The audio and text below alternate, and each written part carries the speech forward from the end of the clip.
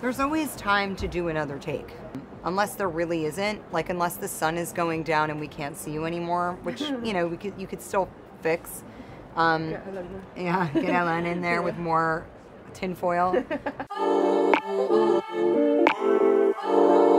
We're in this sort of time in history where we're grappling very much with who has the right to tell somebody else's story. When Eleanor tells her friend's story, it's almost like kind of an impossible thing to do. The hope is that as the film goes on, you have empathy for Eleanor's character and understand that her act is an act of love, and it also comes out of grief and the deep loss of the kind of love you have for someone who is your, better half, right? And someone who knows you like better than you know yourself.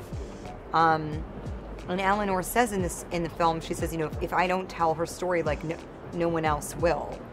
I have to tell her story because she can't.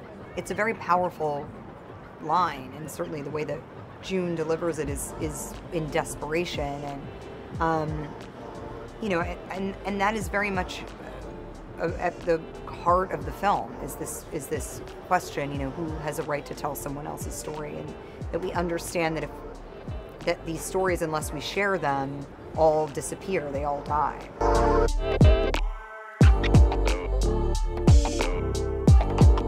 I think they have a lot in common. I think that's why their bond is so strong, and I think age is just a secondary factor to their relationship. I think the first thing is that they bond initially over grief, I think, which is something that a lot of people have gone through, and I think you just need somebody. I mean, a lot of people deal with it in different ways, but I think Nina and Eleanor just needed somebody, and I think they were both struggling. So when they found each other, I think that was very monumental for the both of them. And yeah, I think that age, I don't think it came into it for either of them. I think they just bonded, and that's what it was about.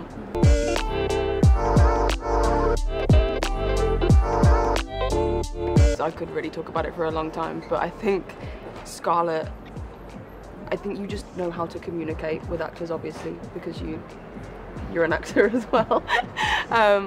And yeah, she just had the ability to be able to get right into my head and grab whatever she needed out. And I think you were also the first director to push and push and push. I felt like you wanted the best out of me, whereas I think a lot of I've been on sets before, it's like, okay, we got it, like, let's move on, and I'm like, wait, what have I just done? Like, and then I go home and I'm like, spiraling, like, right, I need to find a new job, this is not gonna go well for me. Whereas Scarlett, I think, just kept going and going until you were happy with it. I was happy with it. You were very, conscious to check with me as well. There's always time to do another take, you know what I mean? Yeah. And I think you figure that out when you're working, unless there really isn't, like unless the sun is going down and we can't see you anymore, which, you could still fix. Yeah, get Ellen in there with more tinfoil. But there is always time for another take. You want the actor to feel as satisfied as an actor can feel with the work that they've done. I think if you ask an actor if they have another one in them or something else they want to try, and they say no, I'm good. You probably also, as a director, understand that you've got what you need. It kind of feels like an extension of the work that I've done for, that I've been doing in that way.